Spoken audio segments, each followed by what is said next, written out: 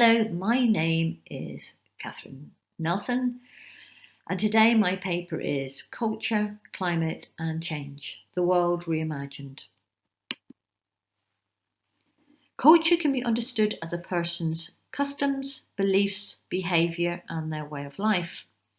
So it is about group and individual identity. There is a link between cultural activities and climate change. These two statements will be explored in more depth through three key cultural examples: fashion, architecture and food. Later in the paper, arts management and curating will also be interwoven with my argument to attempt to understand their role in developing a sustainable future. Fashion can provide individuals with a sense of identity, affecting and reflecting self-image. Clothes can determine symbolic boundaries between groups of people, providing a social identity. In many ways, fashion is about the individual and the group persona. So it has a significant relevance to culture. Yet fashion is about novelty, and clothes are often worn for one season, or even worse, fast fashion is used once and then thrown away. As Lisa Hines argues, fast fashion, named for the quick turnaround from design to manufacture and the increased rate that consumers buy and dispose of clothing, fast fashion has revolutionised the apparel industry. The changes fast fashion has brought to apparel production and consumption practices have generated significant social and ecological sustainability concerns. This cultural industry of fashion is responsible for 10% of annual global carbon emissions. It also uses 93 billion cubic metres of water and every year dumps 500,000 tonnes of plastic microfibres into oceans. These figures are difficult to comprehend. So what do they actually mean? Carbon emission increases global warming, and global warming causes biodiversity loss. One of the many species that is suffering from climate change is the polar bear. Its survival is severely jeopardised. The loss of such magnificent creatures from the biosphere, because of the need for fashionable clothes, seems incomprehensible. The fashion industry's use of fresh water is also problematic. Clean water is scarce, and the lack of access to it causes diseases such as typhoid and diarrhea. Due to climate change, water scarcity can only get worse. Buying the latest fashion now seems slightly trivial compared to such illnesses. Washing clothes can create microplastics that find their way into the oceans. These microplastics are then ingested by marine fauna, which leads to the inevitable trophic transfer up the food chain. Architecture can be understood as the foundations of culture and a significant cultural expression of national identity. In other words, architecture is a cultural form which can express identity. A building material like concrete can describe one form of cultural heritage. An example, the term concrete jungle describes high density buildings in an urban environment. Other building materials can describe other cultures. An example, cob, a traditional mixture of sandy subsoil, clay and straw, is used to form cottage walls in the southwest of England. The designs of a building represents a particular way of life, a particular culture. Yet concrete is hugely problematic, since concrete causes 8% of annual global carbon emission. As Jonathan Watts has stated, our blue and green world is becoming greyer by the second. By one calculation, we may have already passed the point where concrete outweighs the combined carbon mass of every tree, bush and shrub on the planet.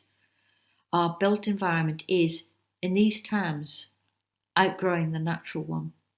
Unlike the natural world, however, it does not actually grow. Instead, its chief quality is to harden and then degrade extremely slowly. We have created a landscape that has moved from providing for our needs to one that we have exploited and covered with our cultural monuments, a sad indictment of our cultural ambitions. Food through our cuisine can be understood as part of cultural heritage. Barbecued hamburgers may represent one culture, while miso soup another. Yet as the world population grows to over 7.7 billion people, the family farm has been replaced by intensive agriculture. Such farming practices seriously impacts on climate change. Food production releases large amounts of methane through livestock farming, and nitrous oxide is produced when fertilizers soak into the soil.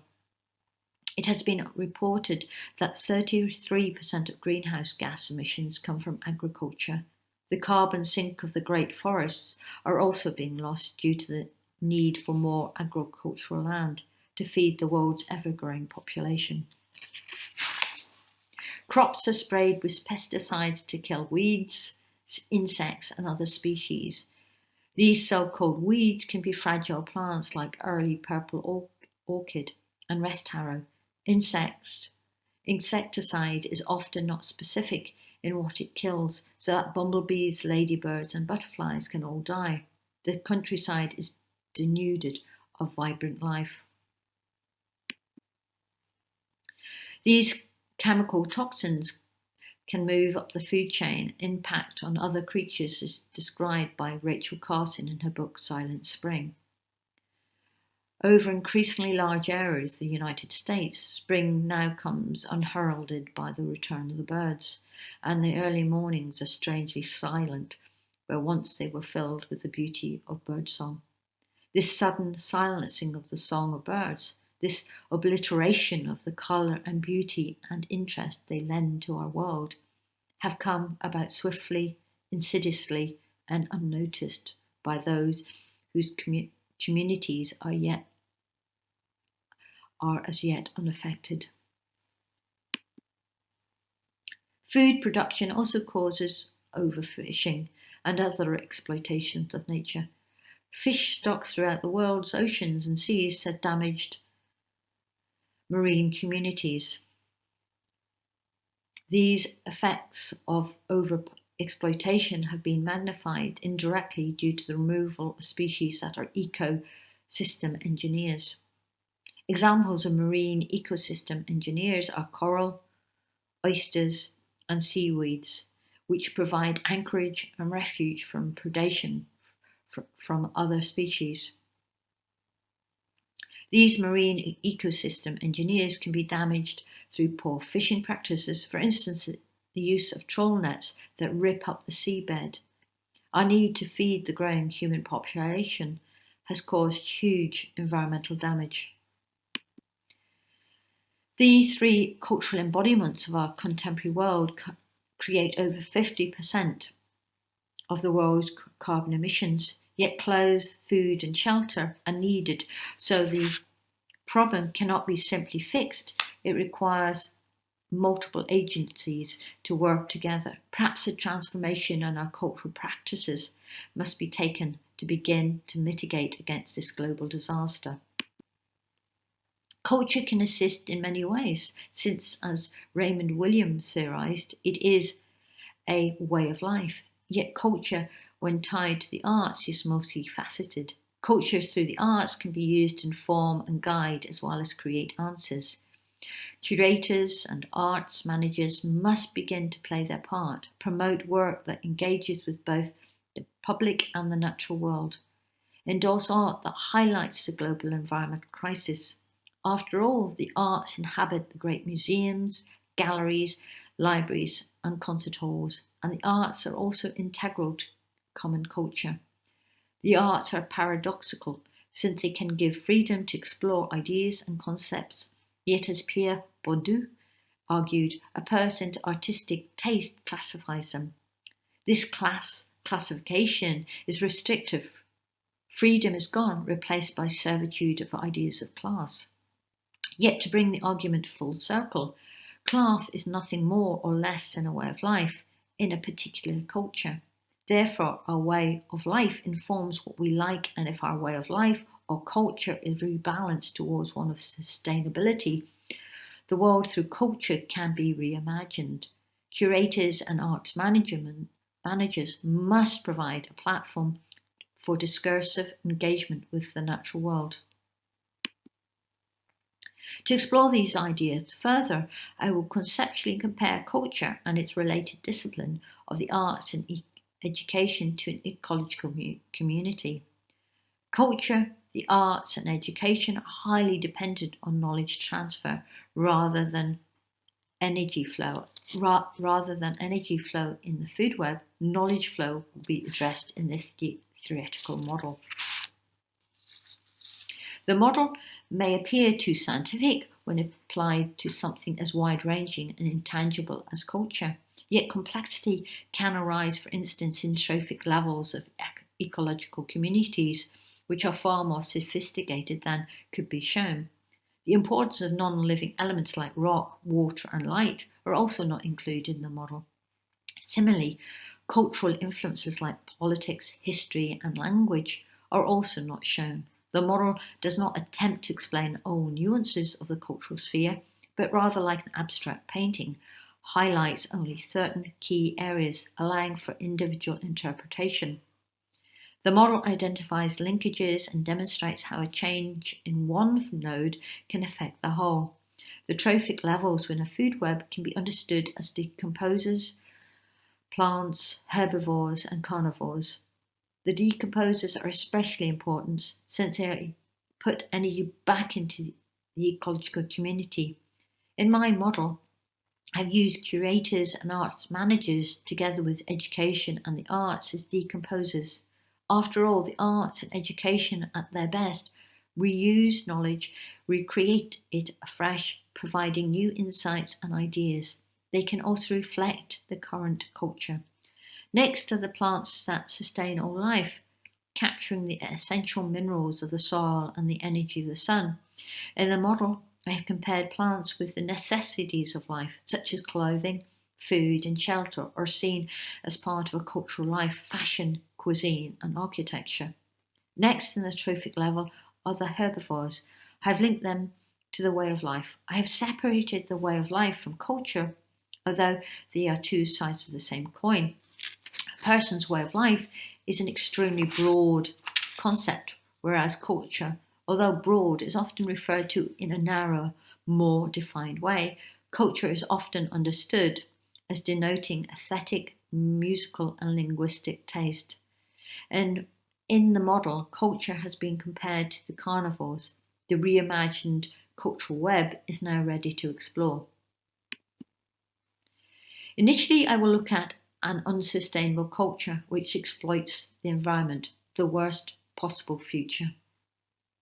As can be seen in the figure, education and the arts have ignored climate change. The arts managers and curators have turned their back on the global crisis. This scenario would be especially worrying since the natural world is rapidly moving towards a mass extinction event. As previously stated, a change in one node can affect the whole. For instance, if architecture used sustainable building materials, there would be a subsequent knock-on effect to our way of life, which would inevitably mean a cultural change in educational and creative re-evaluation of what is being taught and valued. Similarly, if our cultural mores change, this would filter into the arts and education and eventually into fashion, design, food production, and architecture, and finally into our society's way of life. Each node is therefore dependent on the surrounding nodes, like an ecological food web. Remove or change one species within a community, and the entire community has to adapt to survive. In other words, our way of life would change, our culture could become greener. This, of course, is not the complete narrative. It is too simplistic. Yet cultural change has to happen if the biome is to survive. Each step towards a greener culture is a step towards a sustainable future.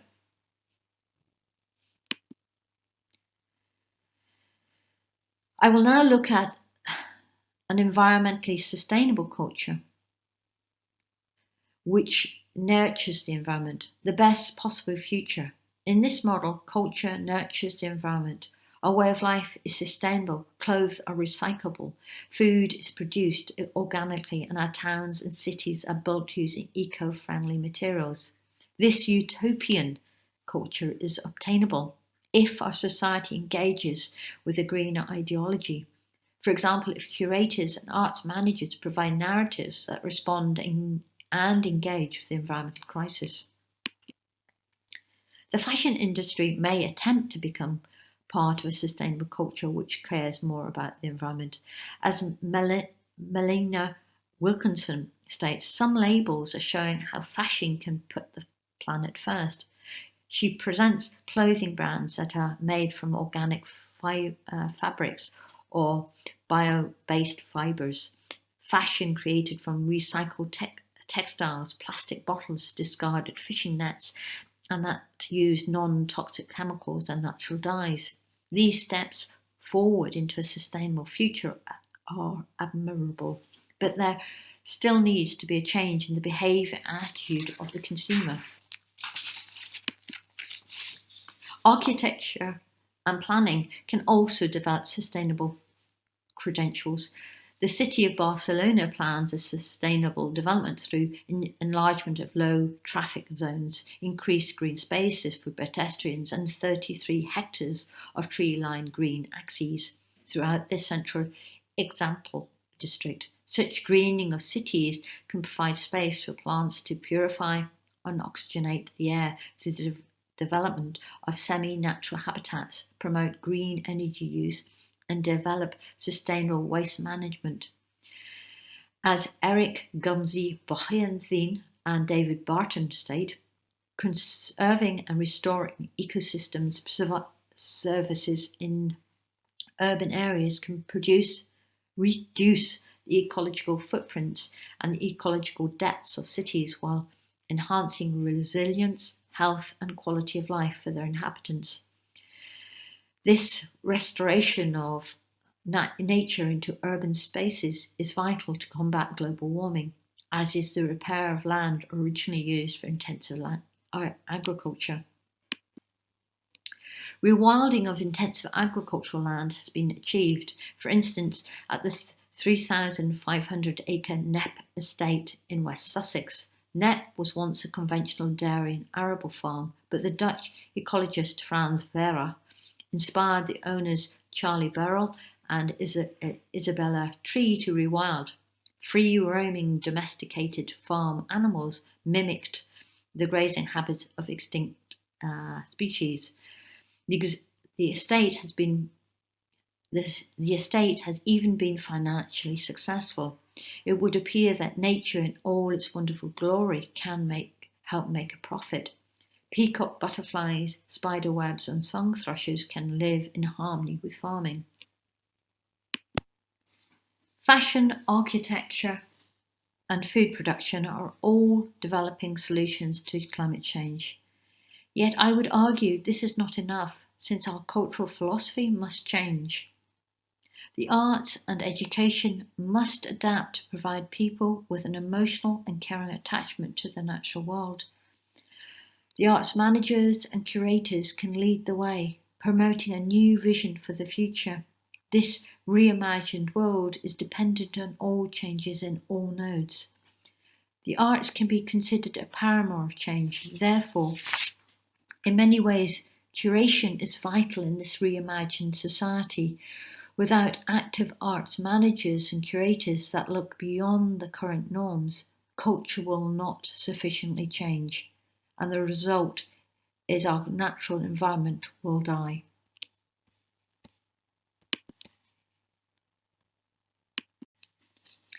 My two models of culture are diametrically opposed to reflect the fact that our current culture does both positively and negatively impact the environment. I realise that this is a conference which explores the arts within a cultural management framework, but I would like to take the opportunity to express the need for the sector to revisit the boundaries it has drawn and expand its reach into nurturing the environment. The sustainable cultural model that I have depicted is a utopian concept, yet the cultural management and arts sector can transcend its current boundaries and promote and highlight the beauty and wonders of the natural world. We must have a culture that explicitly cares and nurtures the creatures of the deep, of the emerald forest, and of the skies. The cultural sector engages the dreamers of the world, artists that explore beauty in landscape, visionaries that delve into hidden worlds of emotions and thought. Perhaps it is time to move away from a culture that regards success as purely man-made, and instead promote art that draws the nature, culture divide together, revisiting these abstract boundaries to provide new insights into a sustainable future for all. Thank you for listening, and I would also like to thank my supervisors, Dr. Rosalind Sylvester and Professor Jamie Dick. Just a few of my references.